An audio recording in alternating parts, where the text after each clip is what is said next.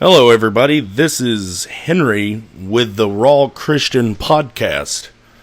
Welcome. Today is October 29th. Yes, 2018. And this is our first episode. I'm really excited to be here. Well, technically, it's our second episode. Those people who listened to the original first episode, which was very few, so I guess I'm speaking to about 5 people if they're listening to this one, had a lot of technical problems with that first podcast. The editing was, not editing, but the sound quality was so bad I was more embarrassed to have that out there. And plus I could only share on one outlet, so I got on another outlet, which is, a different recording software that allows me to be on multiple platforms rather than just one and one only. So I had some people saying, hey, I tried to find the other episode. Well, I deleted it, so it's not there. So here is the new pilot episode. This is episode 1. So anybody listening, I welcome you. So this is the Raw Christian Podcast. I thought maybe an introduction would be nice. My name is Henry Lewis. I'm a Christian, and I started this podcast because I believe God laid it on my heart to do so. And I know, being that it's called the Raw Christian Podcast, when people click on it, they're probably gonna go ahead and already acknowledge, yes, I'm a Christian. But I wanted to lay down a few things. So this episode is gonna, again, be more introduction. I'm gonna introduce myself to you and tell you my burden on why I started the podcast. Well, I'm going to lay down right here what I believe. I am a Christian, and I believe that Jesus Christ is the one true God. I also believe that Jesus died and he rose again on the 3rd day. I believe he died for all the sins of mankind. I also believe in the Trinity, which Jesus is the 3-in-1, the Father, the Son, and the Holy Ghost. I believe he's God. And I believe Jesus speaks through us through the Holy Ghost, which is where I believe the Holy Spirit has led me to start this podcast. Now, where the term Raw Christian Podcast comes from, you ever watched Cops or something? They'll do a special called Cops Raw, Real, and Uncut. Well, that's what I'm going to get here is this is a raw Christian. I am a Christian that's not in the ministry. I'm not doing this out of any, it ain't like I'm making money off this podcast. That's for sure. I'm doing this because I care about other people, and I wanted to start something from the more real side of Christians. Someone that could relate to people.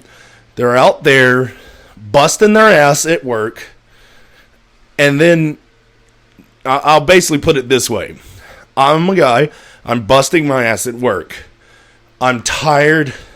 I'm exhausted. I work a very physical job. I work in manufacturing, and I work 12-hour shifts. I work night shift. That's rough. And the reason I started this podcast, or the reason it's called the Raw Christian Podcast, is because through the last 3 years of working my job, or even beyond that, I've always tried to find podcasts to listen to. I've always tried to find something that, and if you're like me, you're trying to find something that could relate to you on some level.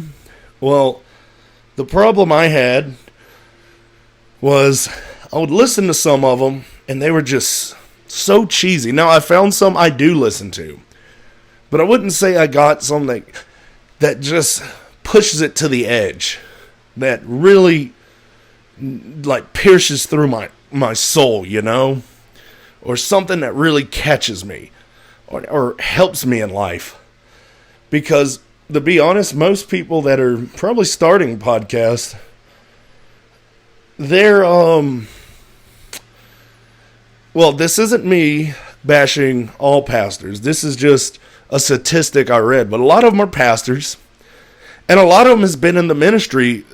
And when I say ministry, I mean full-time and getting paid by ministry their entire lives. So it's hard for me to listen to people who's never worked an hourly paid job in their life. And that's just might be my problem, but there might be other people who feel the same way. And not just hourly, but being out in the workforce and you're trying to be involved with church, sometimes it gets hard and it gets really discouraging. And I wanted to start the podcast to let you know I'm in that boat with you. I'm somebody that does try to volunteer and work at the same time and just try to have that family time. And I work a lot of hours. So it's hard for me to even, when I'm off of work, people would invite me to do stuff and I say, no, I really need to spend time with my family. And that gets discouraging too, because that almost cuts community out of my life as far as outside of my family. And I love my family, my wife, beautiful wife, and my beautiful daughter. But let's just face it, when I work the way that I do, they won't even see me a lot of times. So that was the burden of me starting the Raw Christian podcast. And one thing that just stood out to me when I would listen to a lot of the podcasters, and again, they're just so cheesy, so corny, and I've talked to other Christians about this. I was talking to somebody about it at a small group Sunday, and they were in agreement. They said, man, they're so cheesy, so corny, a lot of them are hard to listen to. And then I talked to, and then on the other side, a lot of podcasts would be, celebrity pastors. That's a bulk of them, especially like if you're like me and you go search Christian podcast, you just mainly, let's see, you'll get like the first things that's going to probably pop up is Andy Stanley, Stephen Furtick, which is going to be his sermons from that Sunday. So you might as well just get the Elevation app if you're familiar with Elevation Church. But not a lot of them are just down to the bone Christian podcasts. Now, I'll even go ahead and say, if you think I'm lame and you end up skipping over this, and again, this whole episode will be an introduction. I plan on doing some Bible studies, maybe even discussions. We'll see. I'm still tossed and turned about a schedule, but I'm just wanting to get an episode out there, or something longer than 2 or 3 minute long announcements. So if you're like me and you're looking for something else, you don't like the way I talk, I would even go ahead and plug a Bible or a Christian podcast right now. There's one called The Bad Christian Podcast, which is hosted by 3 guys. And then there's another one called Bros, Bibles, and Beers. That's an awesome name, by the way. But if you don't like this one, give those 2 a check. Again, that's The Bad Christian Podcast and Bros, Bibles, and Beers. I love those 2. They're pretty good ones. Those are one of the only ones I listen to, actually. The only 2 Christian podcasts I listen to. But anyway, anyone that's listening to this, I really appreciate it. So anyway, I just wanted to get that out of the way. That's the introduction. Hope it's clear. I'm a little tired right now. Yes, I'm going to make excuses. I can't really edit on these podcasts like I want to. I'm kind of limited to what you can do because I'm just a guy sitting in a room This podcast is being completely recorded by a phone that is plugged into a microphone. And that's really it. So I'm not a professional, not a professional broadcaster, not a professional speaker. You're listening to a guy that has a burden from God to start a podcast. I literally just work a job, and that's where it's going to also come into effect on scheduling episodes out. I'm still tossed between every other week or once a month. We'll see. So, yeah, that's where I'm at right now with the podcast.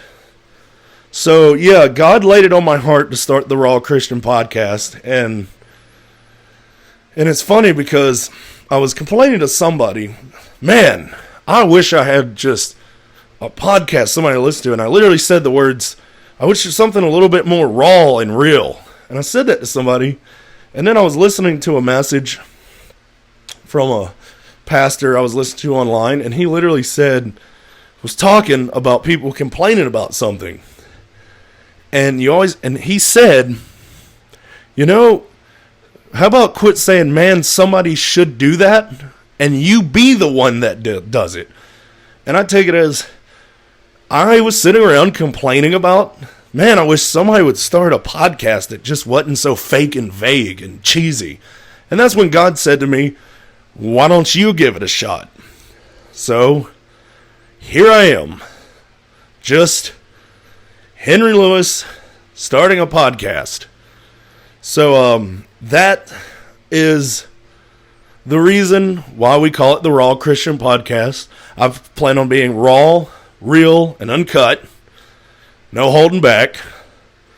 And also, I'm going to try not to rant. Sometimes I get really emotional, and I might get worked up and pissed off, and I might start dwelling about things that happened in the past. I actually did that on the original first episode. That was another thing. I felt bad about that. And one reason why I deleted it. So anybody out there want to pray for me, pray that I don't get beside myself like that. So anyway, moving on. A little bit about me. And a little bit might talk about my likes and interest. So you might see it swell out. So I am a big Star Wars fan. I'm going to lay that out there. Huge Star Wars fan. I won't talk about Star Wars if you're just somebody that's probably listening like, oh man, I don't want to hear about Star Wars. Okay, not going to talk about it.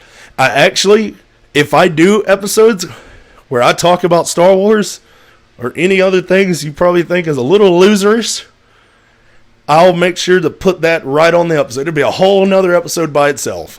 It'll be a whole nother segment that you can avoid. As far as I know, the core episodes is going to be about Bible and testimonies. But whenever I do anything about Star Wars or video games or Marvel or Batman, Superman, any of that, I will make sure to give you a heads up so you don't have to listen. But yeah, I am a huge Star Wars fan. I love the Marvel Universe. I love comic books. I love DC, Harry Potter, and so on and so on. Also, one I get the most hell for, and I don't care because I love wrestling. I love WWE. I love New Japan. I love ROH. Those are all smaller promotions, but, just to get down to it. Again, I'm not going to talk about it, but part of future things I'm going to put on this podcast, not only are we Christian, I say that, I do plan on doing some movie reviews. Not like every movie that comes out, but I'll probably review like big Marvel movies and the Star Wars movies. I got a lot of people that would be interested in that. And then I will do wrestling predictions on pay-per-views. Again, I will put that in the episode title. So, to people that don't want to hear that, you can avoid it. You don't even have to look at it. Now, that's a little bit about me. That's more my interest.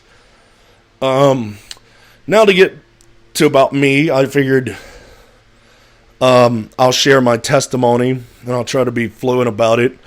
I'm a little bit scatterbrained right now. I just stayed up all night, but I really want to get an episode out. So again, I'm a Christian, and I'm just going to tell my testimony and what I've battled in life starting right now. So I'm going to say, I would say I had a pretty good childhood, but I will say this. I had parents when I was a kid that were all in the drugs pretty heavily. And I would say when I was a child, about 8 years old, my dad accepted Christ. And I remember him telling me, out of a long line of alcoholics, he was the first one to get saved and take God seriously. So I would say from him accepting Christ probably changed the course of mine and my brother's lives.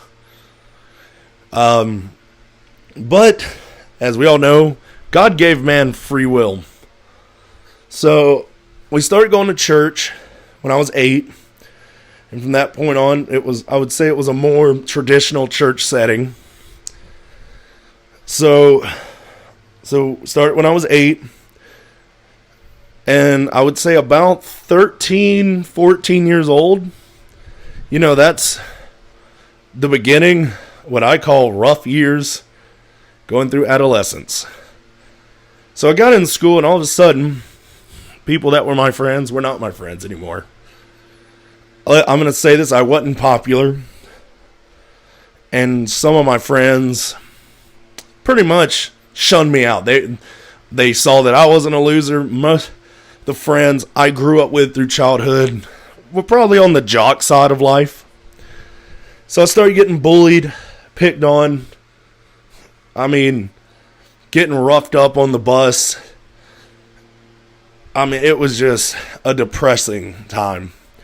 And that's the first time I started cutting myself. That's the first time I started self-inflicting, and suicidal thoughts started plaguing me.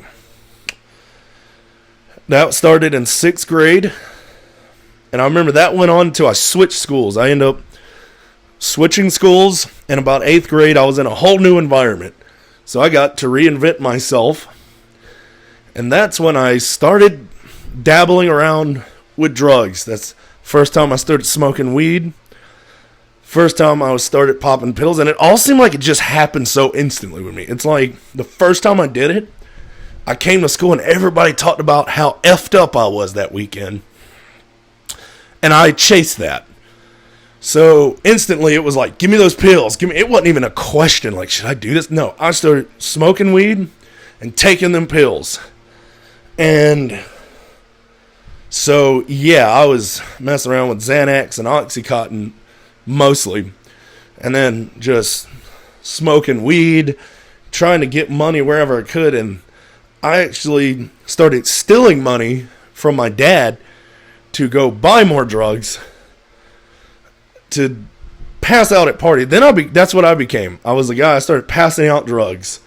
Then I was like, wow, I'm getting really popular for passing out drugs. So then I started dabbling in selling weed and all that. And I would say around 15 years old, 15, I would just say 16 because it was right around, I turned 16 right after I got arrested. So I got caught with drugs at school and got arrested. 3 months, I got sent to YDC, and then 3 months of, like an alternative school for kids that go to jail. They wouldn't allow you to come back to school, so I had to go to an alternative school. And that's when I realized things got kind of real for me. And I started being more involved with the church. And that, after the arrest and all that, I started being a little bit more involved. I was still kind of, after the parole ended, and I could smoke weed without worrying about getting drug tested, I started doing that. I would say I was living the double life, and I started meeting friends within church. met some really good friends that I am friends with till today, actually, and I'm 30 years old. So these are friendships that went on from 15, 16 years old all the way to now, to where I'm 31. So I met some good lifelong friends, but I never took those friendships seriously because I was still living the double life. Then one day, I made the mistake, dropped out of high school, almost right when I turned 16. And I'm going to go ahead and say this. That was the biggest mistake I ever made. I dropped out of high school. I looked at it like I missed out on proms. I missed out on all that. Missed out on the graduations, the senior trips. I watched all my friends go through that. And that was just sad for me. But I did. I dropped out of school. And I went years still living the double life. Till one day, this is funny because I got saved or got convicted. It started with I was about 19 years old. Yeah. And this guy came up to me and asked me if I'm saved and kept heckling me about it. He was like, "Hey, Lewis, I just want to ask that I was at church one day and people started just not in a church setting. We were all just sitting down. And I showed up. Really, I was up there just to flirt with girls. That was to get down to it. But these guys started talking about, hey, who wants to share about when they got saved? And people just started talking about when they accepted Christ. And they went down the line, and I was just kind of avoiding it. And, of course, lo and behold, I was last. And they're like, Lewis, tell us how you got saved. And I was like, yeah, And I changed the subject and kind of walked away, and then the same guy, he goes, wait, you've never accepted Christ? Then I just literally, somebody interrupted and took off, like left. Came back a week later, the same guy started heckling me again. We're like throwing a football or something, and the guy started heckling me again about it. He said, man, I haven't stopped thinking about that. So, are you saved? Like, tell me about when you got saved. And I was like, yeah, man, I'm saved. I accepted Christ, and I'm trying to avoid the guy with everything. But I guess I'm not telling him a clear story on how I got saved. So he was just like, man, it's just kind of like, and he kept trying to push. And once again, we're kind of in a social setting. Someone gets his attention, I take off again. By the way, this time I'm 19 years old. I was working construction. I worked framing houses. So one day, I'm framing houses, and this is like a whole week after this, maybe 2 weeks. It's really getting to me about what this guy said. And I'm working, putting on these things called joist ties. So I'm in how do I work? How is it? This is kind of like, it's a framed house, but it's got like a little attic space where I was putting these things called joist ties. They were kind of on the rafters of the house. Let me just skip that part. Well, anyway, I'm working. You got to hand drive these things in with a nail. And I'm sitting there, and I was like, man, I've been saved. Of course, I've been in church for a while. My dad got saved, and I know I had a rough time, but I'm not out there popping pills like I used to. I might smoke weed every now and then, but I'm saved. I'm going to heaven, and it's really eating me up inside. Then I heard something just said, little voice said, say out loud that I'm lost. So out loud, I literally said, I'm lost. And when I said that word, it sunk in. I realized I was lost. And at that moment, if I was to die, I would go to hell. But the thing is, I had this flashback. I was like, well, I said a prayer. I remember saying the prayer when I was a kid, so I went up to the church, and I asked the pastor if I could talk to him. Well, this is that night. Sorry, I got ahead of myself. That time when I got off of work, I went up to our pastor. We were having church that night. And I was like, hey, can I talk to you when the service is over? And he's like, yeah, sure. And we went to the back. Service ends. We went to the back. And I started telling him, I was like, hey, I don't know. I feel like I'm lost, but I poured it out, told him I remember saying this when I was a kid, and he's just listening. He was like, well, what do you say? Are you lost? Or are you lost or are you saved? And I said, I believe 100% I'm lost. And he said, well, you've been here long enough. Do you want me to lead you through it, or you just want to do the sinner's prayer? And I said, I think I know what to do. And I bowed my head, and he's like, we'll both bow our heads. And I said, Lord, and I started weeping. And I'm kind of the most non-emotional guy you ever met. So, I mean, me crying, that's a lot, especially in front of somebody. So I started crying. I said, Lord, I am a sinner, and I sinned against you, and I am sorry. But Lord, please come into my heart and save my soul. I believe that you are the one that died and rose again on the third day, that you are the one true God. Please save me, Lord. Amen. I didn't say it the traditional way, but I knew I got saved. And I was 19 years old, and it was June 2006. I accepted the Lord as my personal Savior.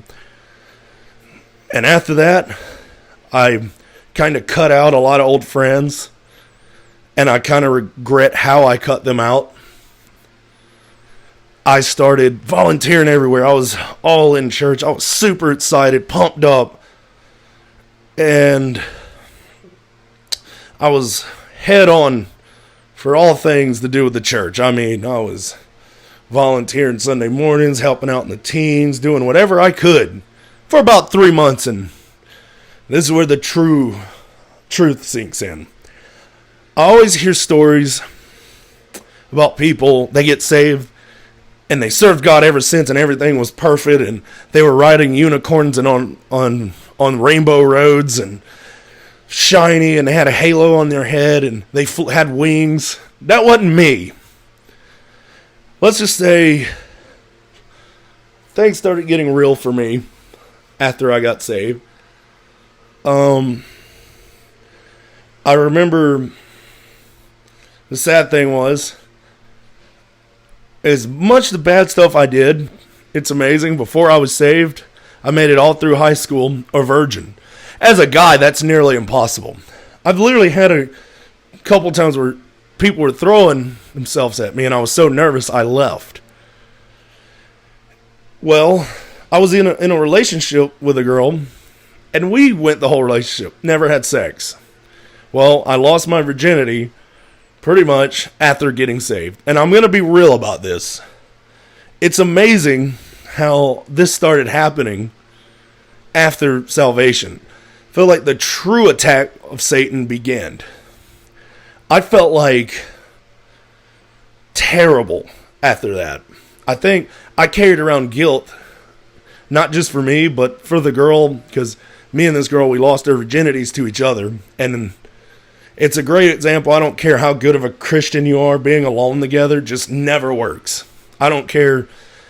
I know sex is pretty much a greet and meet now, and it was then when I was young, and it was like that all through the 80s. People can say it's different, but I hate that sex is now the greet and meet, and sex is getting rapidly accepted into society.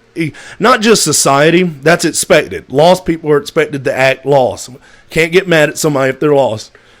But if you're claiming to be a saved, born-again Christian, how do you live the life? And I don't get how Christians can just have sex like it ain't nothing and move on. Because that was the worst pain I've ever felt in my life, is having sex. Honestly, at that point, after I got saved, I was 100% going to lose my virginity at marriage. Well, I fell out. I wouldn't say on drugs, but I started hitting a party scene really bad. And I left church, and I started getting I got in a relationship that I deemed unhealthy with somebody else. And I felt like my life was just going so far downhill. I was drowning in alcohol. And at this point, from 19, I'm going to fast forward from 19 to about 23 years old here. So during that 4-year period, I pretty much quit going to church, pretty much started drinking daily, it started with a beer to a whole 6-pack, to vodka to a whole bottle of vodka. It was the only way I could sleep. I started pouring myself into work, and I was just going to walk away from ministry, but I always had this still whisper from God to come back, but I would be like, no. Well, one thing during that time of my life, I did the lawn maintenance on the church that I used to go to, through, not me, but through a guy I worked for. It was named Country Club Lawns. Well, the whole time I went there, or worked there, every Friday we did the maintenance on that church. And so people knew me from years ago. So I'd come out on Fridays, and I remember the singles director, he was kind of like the college and career, whatever you want to call it. They called it the singles. It was college age group. He came out and he said, hey, Lewis, we have this thing on Wednesdays. Why don't you come up there and join us? I ain't seen you in a while. And I was like, yeah, maybe. And I kept blowing him off. He would try to even lure me in. Hey, man, why don't you come up there? They got food, all kinds of things. I would blow him off. So after a couple weeks, one day, I ended up really broke, and I got myself in debt, like stupid debt. You ever had that kind of credit card debt where when you look at what's on it, you look around and realize you have nothing? It ain't like I had a big old TV or a nice car or all kinds, something to show for it. I was just in debt, and it was stupid debt. So I'm sitting there at home one day. I have no food, literally negative in the bank, nothing. I'm looking at the refrigerator, I'm nibbling on little snack things, and I was like, man, I want some food so bad. And I looked, and I was like, well, it's Wednesday. I remember them saying they had food at church, and they always said, from what I hear, good stuff. So I'm not kidding. I drove up there to get food this night. So on this night, I get up there, and they have a little spread from Subway. So I make me a sub, kind of move on with my life, try to move on to get out of there. And someone saw me again. You know, I mingled with some people I used to know. They were like, oh, Lewis, it's nice to see you. But I go to walk through the door, and I'm literally right in the doorway. Somebody I used to know sees me, bumps into me right in the middle of the door so I couldn't get out. And he goes, hey, man. And I was just leaving right when I heard the guy say they were just getting started with their little Bible study. So I was like, damn it, in my head. So a guy stops me. He's like, man, why don't you just stay? And I'm like, no, I'm just going to get on out of here. I got somewhere to be. He's like, man, it won't take that long. Just join us with Bible study. And we sit down, and the guy started talking about your purpose in life. And usually when you have a sit-down Bible study, no one gets into it. This guy got into it that day. He got up, and he started going on like this monster rant about wasting your life. But I remember one thing he said specifically. He was talking about, he said a statistic's been taken that most people die at 75. He's like, what are you going to do at the end of your life? What are they going to say about you? He's like, they're going to say you are a wild partier. They're going to go about that. What will be said at your funeral? Are they going to say, that man served God and made a difference? And something about that statement really grew on me. Well, it ended, so I'm already getting convicted. And I try to leave, and somebody snags me again. Well, they were having youth choir practice, and this guy tries to get me to go. And I was like, no, man, I gotta get up for work tomorrow. I gotta go. And he's like, oh, just come down and just sit there, man. There's some people that probably want to talk to you. I ain't seen you in years.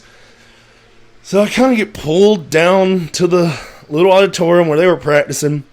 And then and then something happened in this. They're practicing a song.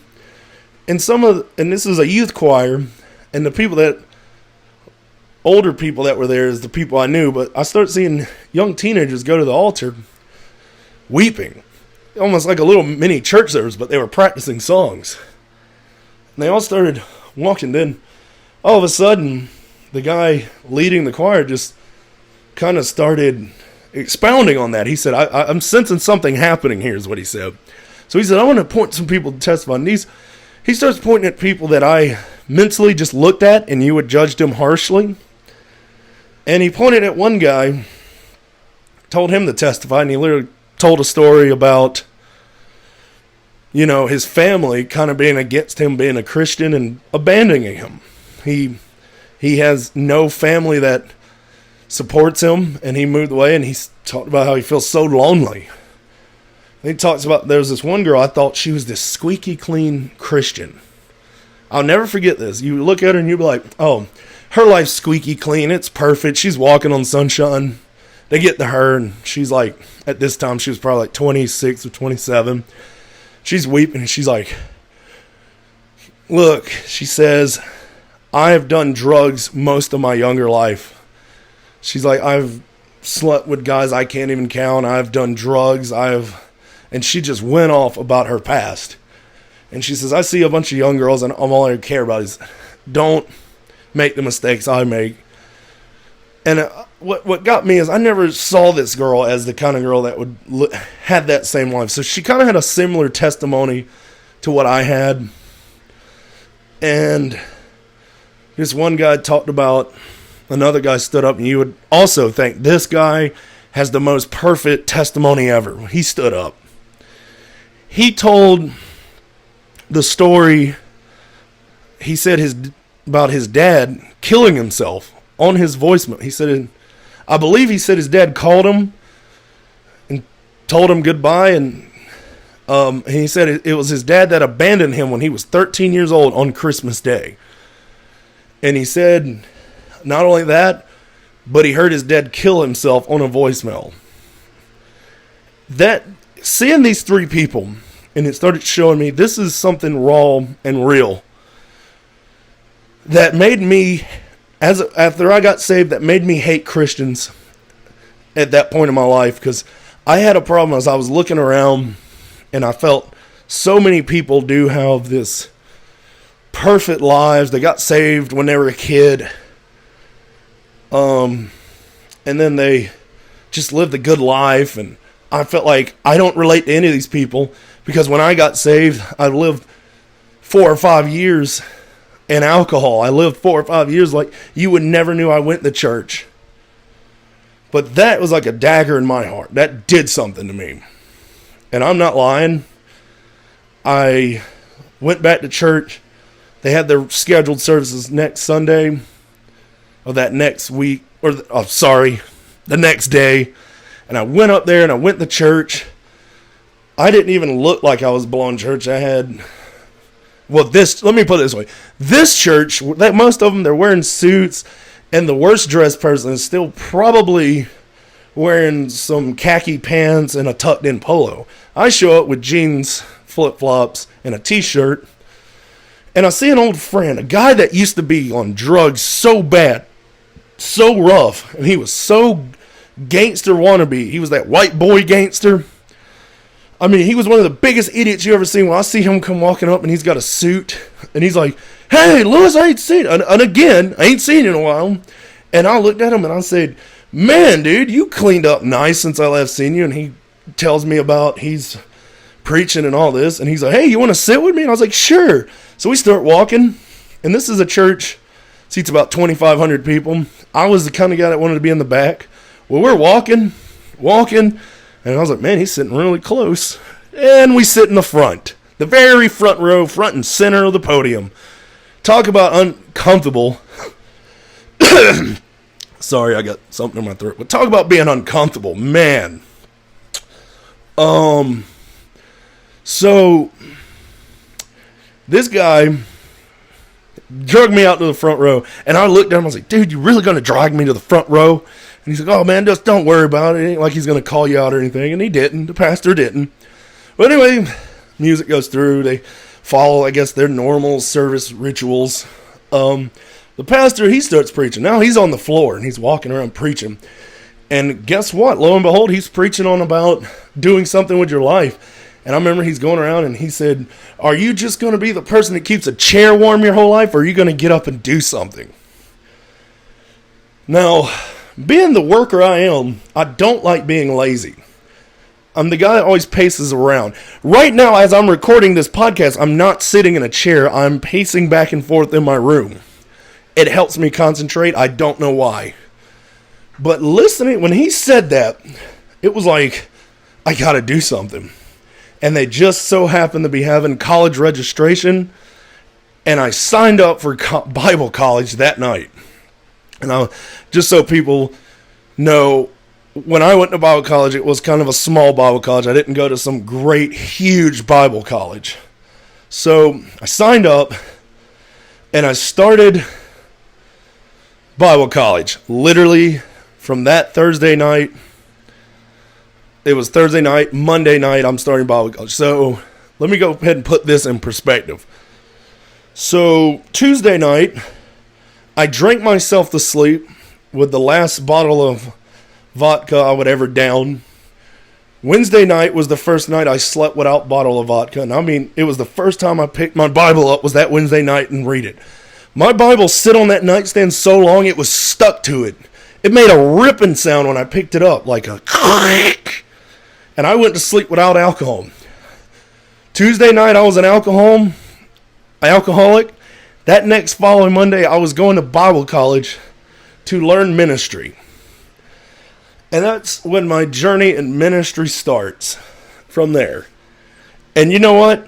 This podcast has already went about, let's see here. Gonna look at a timer here. 41 minutes. That's where we're at. I think that's a good stopping point on getting to know me. And I would start on the next part of, my testimony on the next episode, which will be episode 2.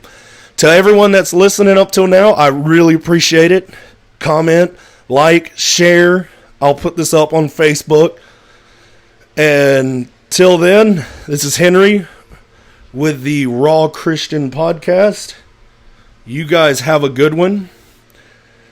And I look forward to seeing you guys. Well, not seeing you, but look forward to you guys listening later. Thank you.